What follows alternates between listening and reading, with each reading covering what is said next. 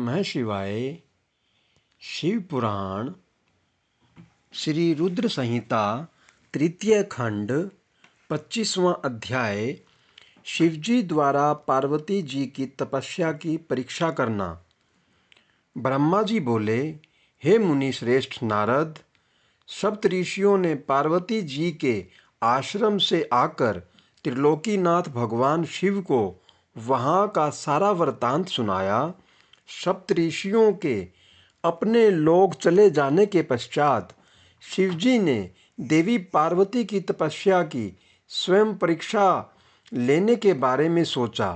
परीक्षा लेने के लिए महादेव जी ने एक तपस्वी का रूप धारण किया और उस स्थान की ओर चल दिए जहाँ पार्वती तपस्यारत थी।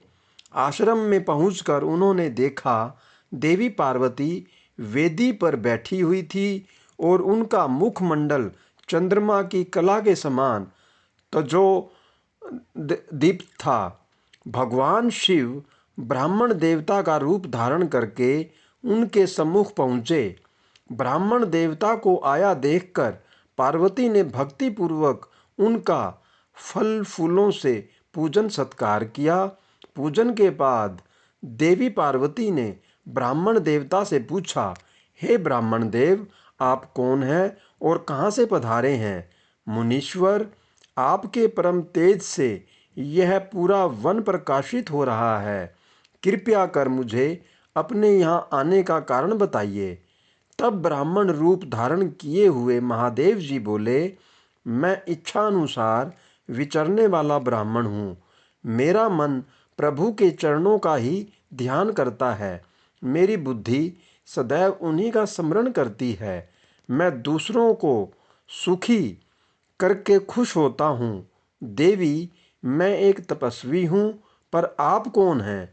आप किसकी पुत्री हैं और इस समय इस निर्जन वन में क्या कर रही हैं? हे देवी, आप इस दुर्लभ और कठिन तपस्या से किसे प्रसन्न करना चाहती हैं? तपस्या या तो ऋषि मुनि करते हैं या फिर भगवान के चरणों में ध्यान लगाना वृद्धों का काम है। भला इस तरुणावस्था में आप क्यों घर के ऐशो आराम को त्याग कर ब्रह्मचर्य का पालन करती हुई तपस्विनी का जीवन जी रही हैं? आप किस तपस्वी की धर्मपत्नी हैं और पति के समान तप कर रही हैं? हे देवी, अपने बारे में मुझे जानकारी दीजिए कि आपका क्या नाम है और आपके पिता का क्या नाम है। किस प्रकार आप तप के प्रति आसक्त हो गई?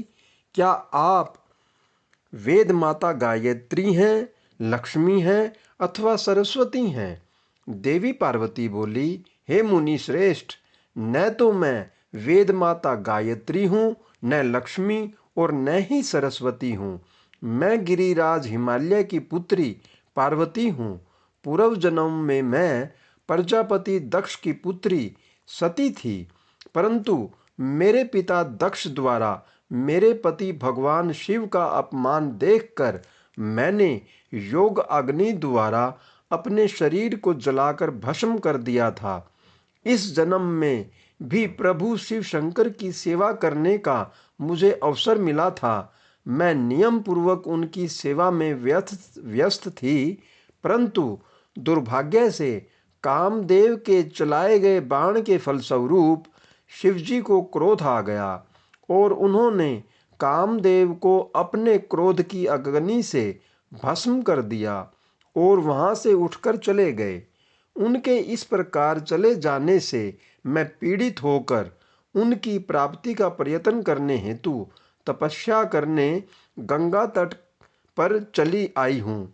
यहाँ मैं बहुत लंबे समय से कठोर तपस्या कर रही हूँ ताकि मैं शिवजी को पुनः पति रूप में प्राप्त कर सकूं, परंतु मैं ऐसा करने में सफल नहीं हो सकी हूँ।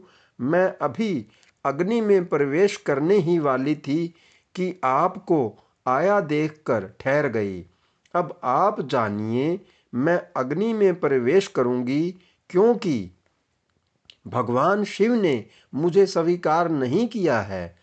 ऐसा कहकर देवी पार्वती उन ब्राह्मण देवता के सामने ही अग्नि में समा गए। ब्राह्मण देव ने उन्हें ऐसा करने से बहुत रोका, परंतु देवी पार्वती ने उनकी एक भी बात नहीं सुनी और अग्नि में प्रवेश कर लिया। परंतु देवी पार्वती की तपस्या के प्रभाव के फलस्वरूप वह धधकती हुई अग्नि एकदम ठंडी हो गई। सहसा पार्वती आकाश में ऊपर की ओर उठने लगी।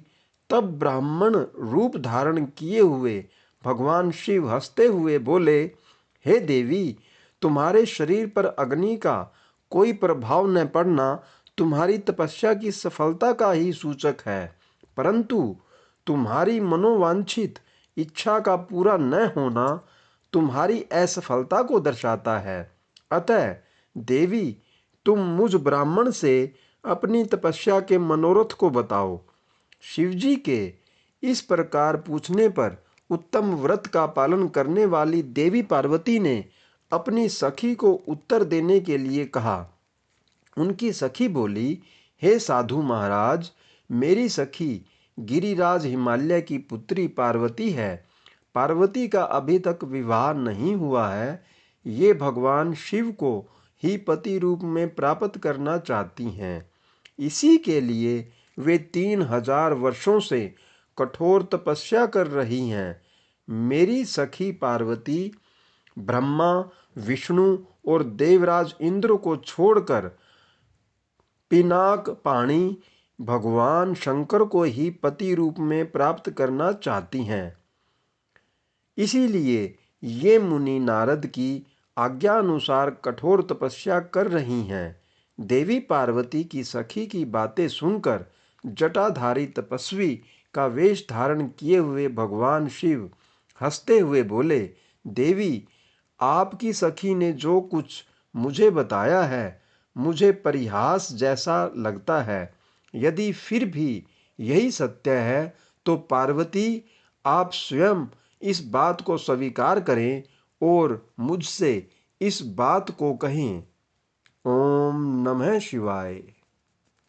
कृपया लाइक करें, शेयर करें और कमेंट करें। अगर आपको कोई विशेष कथा सुननी हो तो उसके बारे में कृपया कमेंट करें और यह भी बताएं कि आपको यह कथा कैसी लगी। इसके लिए भी कमेंट करें। धन्यवाद। जय श्री राम, जय हनुमान।